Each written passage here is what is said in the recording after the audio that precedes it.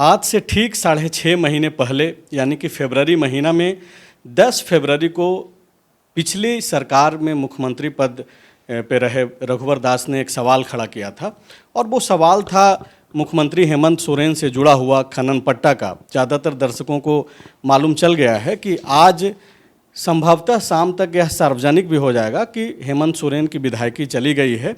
चुनाव आयोग में जो सुनवाई चल रही थी उसका जो फैसला है वो राज्यपाल को दे दिया गया है। हमारे साथ खुद रघुवर दास मौजूद हैं। इनसे आज बातचीत करना इसलिए भी बेहद ही ज़रूरी है क्योंकि यही वो शख्स हैं जिन्होंने सबसे पहली दफ़ा प्रेस कॉन्फ्रेंस किया भाजपा दफ्तर में और उसके बाद बीजेपी के एक प्रतिनिधि मंडल के साथ राजभवन गए और जहां से फिर चुनाव आयोग तक यह मामला पहुंचा। आप जो दो मांग कर रहे थे प्रेस कॉन्फ्रेंस या फिर राजभवन जा करके, एक जो खबर आ रही है कि विधायकी चली गई है सीएम की। नहीं, ये अभी चर्चा पे है कि विधायकी इनकी जाने का अनुशंसा की गई है, लेकिन जब तक महामहिम राज्यपाल के द्वारा कोई विज्ञप्ति जारी नहीं हो जाती है तब तक अभी कहना है उचित नहीं होगा कि माननीय हेमंत सोरेन जी की सदस्यता चली गई। लेकिन जो लोक प्रतिनिधि अधिनियम के तहत 191(9) के तहत जो कानून कहता है, क्योंकि मुख्यमंत्री का पद लोक सेवक के रूप में होता है लोकतंत्र में, लेकिन हमारे माननीय मुख्यमंत्री जी सत्ता प्राप्त करने के साथ ही मुख्यमंत्री का पद को एक राजतंत्र के रूप में परिवर्तित कर दिया कि जिस तरह राजा अपने राजपाट में जो चाहे सो करे, वही प्रवृत्ति ये परिवारवाद की पार्टी माननीय मुख्यमंत्री हेमंत सोरेन जी ने अपने नाम पर लीज लेना, अपनी पत्नी के नाम पर, अपने प्रेस सलाहकार, अपने विधायक प्रतिनिधि के नाम पर, और इस तरह उस कानून को चुनौती दे रहे थे। तो कानून के तहत ये है प्रावधान कि इनकी सदस्यता भी जानी चाहिए, दीवार भी होनी चाहिए, और दूसरा 181(3)(1)(d) धारा के तहत ये भ्रष्टाचार निवारण अधिनियम के तहत भी ये भ्रष्टाचार का एक आपराधिक कृत्य है, तो इस पर पीसी एक्ट भी लागू होनी चाहिए। हम लोग इंतज़ार कर रहे हैं महामहिम राज्यपाल का निर्णय, क्या चीफ इलेक्शन कमीशन ने क्या एडवाइस दिया है, क्योंकि एक्ट में है कि महामहिम राज्यपाल चीफ इलेक्शन कमीशन के एडवाइस पर ही कोई निर्णय लेंगे। तो हम लोग इंतज़ार कर रहे हैं कि महामहिम राज्यपाल अब आज आ रहे हैं, तो कब वो अपनी विज्ञप्ति जारी करते हैं। सर, ये जो सूचना मिल रही है और जो लगभग कन्फर्म ही माना जा रहा है कि विधायकी चली गई है, यहाँ पे दो विकल्प मिलेंगे, खास करके एक जो आप कंप्लेनेंट हैं और एक जो पीड़ित अपने आप को जो दिखा रहे हैं, तो उनके पास भी विकल्प होगा कि इस फैसले के खिलाफ वो जाएं, सुप्रीम कोर्ट जा सकते हैं। आप चूंकि 3 मांग कर रहे हैं और सूचना हम लोगों तक जो है वो ये है कि सिर्फ विधायकी गई है, तो क्या आप लोग भी री अपील करेंगे कि आप जिस तरीके से बात कर रहे हैं पीसी एक्ट की या फिर दीवार करने की? नहीं, देखिए, लोकतंत्र में सभी को अधिकार है, एक आम जनता को भी अधिकार है कि निचली अदालत में अगर कुछ मामला उनके खिलाफ जाता है तो फिर हाई कोर्ट जाए, सुप्रीम कोर्ट जाए।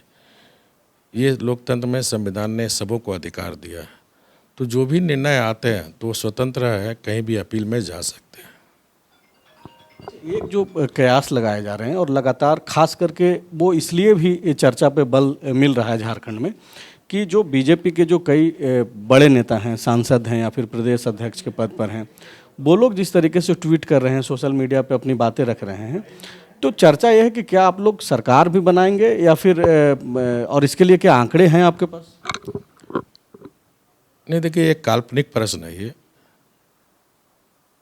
भारतीय जनता पार्टी जो आरोप लगा रही है तो मुख्यमंत्री को हटाने के दृष्टिकोण से आरोप नहीं लगा रही थी, ये आरोप में दम था, और आरोप में दम नहीं तो मुख्यमंत्री निश्चल होकर निकलते हैं, लेकिन आरोप में दम है और तभी तक जाकर 4-5 महीने तक इसमें सुनवाई हुई। सफिशिएंट समय झारखंड मुक्ति मोर्चा और माननीय मुख्यमंत्री को भी चीफ इलेक्शन कमीशन जो एक संवैधानिक संस्था है उनके द्वारा दी गई है। तो अब हम सबको इंतज़ार है और जहाँ तक सरकार बनाने बिगाड़ने के लिए भारतीय जनता पार्टी ये काम नहीं कर रही है। लोकतंत्र में जिसके पास संख्या है वो सरकार बनाएगी। बिल्कुल सही बात है कि सर जिसके पास आंकड़े रहेंगे वो सरकार का फॉर्मेशन करेंगे।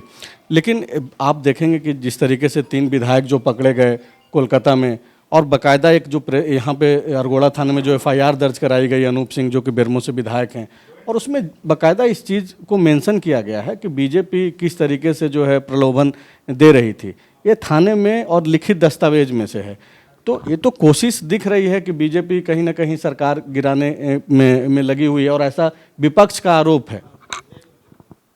देखिए, राज्य में जो आज अस्थिरता का वातावरण हम देख रहे हैं, उसके लिए कोई एक व्यक्ति जिम्मेदार है, तो है माननीय मुख्यमंत्री जी। स्वयं मुख्यमंत्री जी अपने पैर पे कुल्हाड़ी मारे हैं। अगर वो लीज अपने नाम से नहीं लिए होते तो ये स्थिति आज ये नहीं होती। देखिए, राजनीति में आरोप प्रत्यारोप चलते रहते हैं। एक आरोप तो आपने देखा होगा, मैं आपके फॉलोअप में देखा, 3 विधायक ने किसके तरफ इशारा कर रहे थे? आज सत्तारूढ़ दल में, चाहे झारखंड मुक्ति मोर्चा हो चाहे कांग्रेस पार्टी हो, खुद अंदर में इतनी अंतर कला है। और याद होगा, मैंने बहुत पहले आप लोगों ने पूछा था, हम चाहते हैं बीजेपी सरकार 5 साल चले, लेकिन अपने अंतःकरण का कब सरकार गिर जाएगी कोई कहा नहीं जा सकता है। आज कांग्रेस पार्टी की स्थिति क्या है? कांग्रेस पार्टी एक चूचू का मुरब्बा बन गया है। खाली सत्ता का जमघट एकजुट है। कौन विधायक क्या बोल रहा है? अब 3 विधायक का देखिए ना, किस पर आरोप लगा रहा है? वो बीजेपी पर आरोप लगा रहा। किस पर आरोप लगा रहा? कांग्रेस के एमएलए पर भी। कांग्रेस पार्टी ही कांग्रेस पर आरोप। कांग्रेस का घात कांग्रेस के साथ। तो कांग्रेस तो आपस में ही लड़ रहे हैं।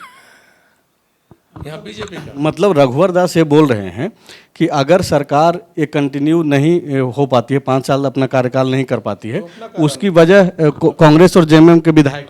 हाँ, नहीं, इसकी सबसे बड़ी वजह होंगे कांग्रेस पार्टी और जेएमएम के बड़े नेता, एमएलए नहीं। क्योंकि आप लोग लगातार देख रहे हैं सरकार बनने के 6 महीने के बाद से, चाहे कांग्रेस के विधायक हो चाहे जेएमएम के विधायक, सार्वजनिक रूप से सरकार की आलोचना, जितना विपक्ष आलोचना नहीं कर रही थी उतनी कांग्रेस और जेएमएम के विधायक आलोचना कर रहे थे कि हमारा कोई सुनता नहीं शासन प्रशासन में। ये बीजेपी ने सिखाया। 6 महीने के बाद से ही सरकार के बारे में सत्तारूढ़ के विधायकों का जो ओपिनियन सार्वजनिक स्तर पर आया, कोई दिल्ली जा रहा है, कोई पटना जा रहा है, कोई रांची में बैठ रहा है, कोई इधर बैठक कर रहा है, कोई कलकत्ता जा रहा है, ये बीजेपी करा रहा है।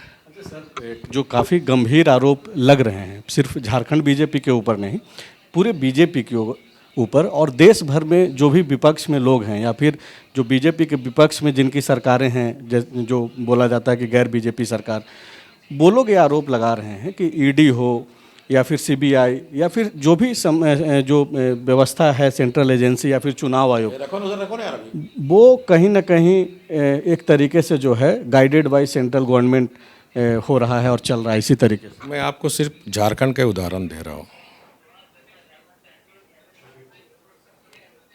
तो आज जो झारखंड में घटनाक्रम चल रहा, ईडी या सीबीआई या फिर कोई और संस्था अगर आई है तो उससे कारण कौन है? बीजेपी नहीं, उसका कारण है मुख्यमंत्री हेमंत सोरेन जी। बीजेपी ईडी ने नहीं कहा था कि आप लीजिए अपने नाम से लो, अपनी पत्नी को दो लीज, सत्ता का दुरुपयोग करके अपने विधायक प्रतिनिधि को दो, अपने प्रेस सलाहकार को दो। बीजेपी नहीं दिया था। दूसरा, जनता का पैसा है।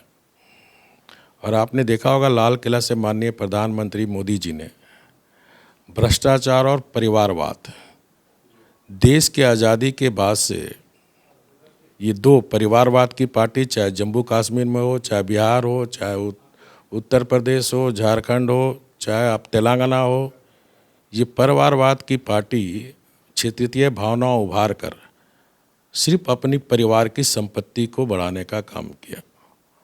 और आज जो माननीय प्रधानमंत्री जी या फिर भारतीय जनता पार्टी शुरू से काला धन के बारे में जो जब हमारी सत्ता आएगी तो हम काला धन वापस लाएंगे और काला धन जो देश में है उसको भी लाएंगे सामने। तो माननीय प्रधानमंत्री मोदी जी 2014 में जब प्रधानमंत्री बने तो सबसे पहला निर्णय कैबिनेट में काला धन को ही लेके हुआ था।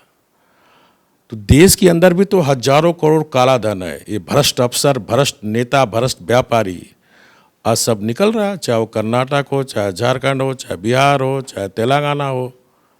सारे विपक्ष के लोग। तो लूटा कौन है? कौन 50 साल तक शासन किया इस देश में?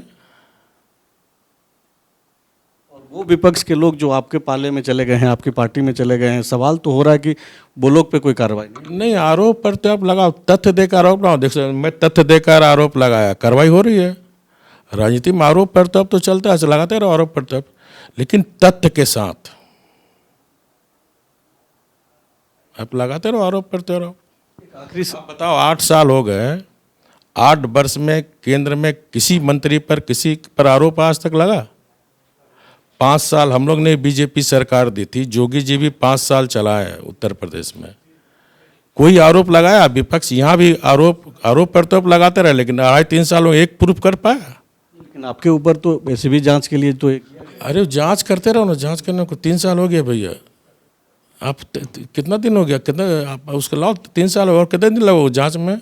आपको तो और त्वरित कार्रवाई करना चाहिए, जांच करके कार्रवाई करना चाहिए। अच्छा सर, एक आखिरी सवाल ये है कि ये जो सवाल उठाया जा रहा है कि ईडी हो, सीबीआई हो या फिर चुनाव आयोग हो, वो कंट्रोल में है सेंट्रल गवर्नमेंट के। आधार यह बताया जा रहा है, खास करके अगर झारखंड के ही मसले पे अगर बात करें तो जो भी डिसीजन से एक दिन बाद आना होता है वो एक दिन पहले ही भाजपा के लोग ट्वीट करके बता देते हैं कि ऐसा होने जा रहा है। आपके सांसद, मतलब जो पद पे बैठे हुए लोग हैं, वो लोग भी इस तरीके से जो है अपनी पक्ष को रख देते हैं। तो सवाल तो आम जनता के जहन में भी ये है कि भाई एक दिन पहले कैसे पता चल जाता है? अगर कोई संवैधानिक संस्था अगर किसी के द्वारा कंट्रोल में नहीं है तो एक पार्टी के नेताओं को कैसे पता चल जा रहा है? और अभी बाकायदा कुछ देर पहले झारखंड मुक्ति मोर्चा ने एक ट्वीट भी किया है अपने ऑफिशियल अकाउंट से और पूछा है कि भाई ये चुनाव आयोग है कि भाजपा आयोग है? बंद लिफाफा में एक जानकारी है और वो सार्वजनिक कैसे हो गया? देखिए, लोकतंत्र अभिव्यक्ति की आज़ादी है और चाहे आप हो चाहे जन नेता हो, सब सूत्र के हवाले से चलाते रहते हैं, लेकिन सच्चाई, तथ्य जब ऑथेंटिक आप भी देखते हैं कि आधिकारिक पुष्टि नहीं हुई है, तो जो लोग बोल रहे हैं आधिकारिक पुष्टि नहीं, आधिकारिक पुष्टि महामहिम राज्यपाल जब जारी करेंगे तब आधिकारिक पुष्टि होगी। आप पूर्व मुख्यमंत्री रघुवर दास जी को सुन रहे थे। इनसे बातचीत इसलिए बेहद ज़रूरी था कि ये वही शख्स हैं जिन्होंने मुख्यमंत्री हेमंत सोरेन से जुड़ा हुआ खनन पट्टा का जो मामला था वो उठाए थे, और आप इनको सुनिए और समझिए कि क्या कुछ चल रहा है। शुक्रिया। विवेकानंद विद्या मंदिर स्कूल एक CBSE affiliated English medium coed school है। हम शिक्षा के साथ संस्कार देते हैं। thefollowup.in. Like, share and subscribe. www